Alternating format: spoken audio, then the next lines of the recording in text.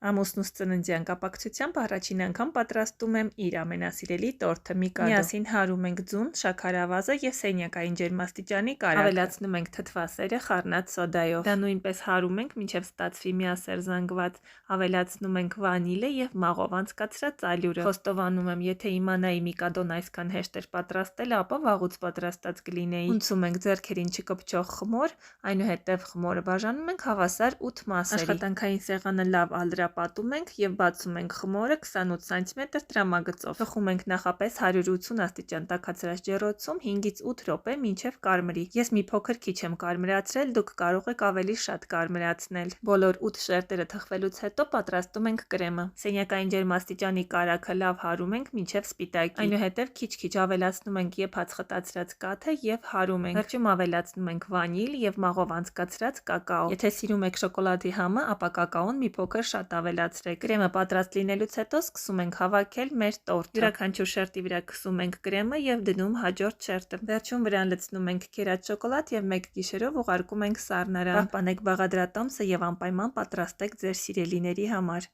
Բարյա խոժակ։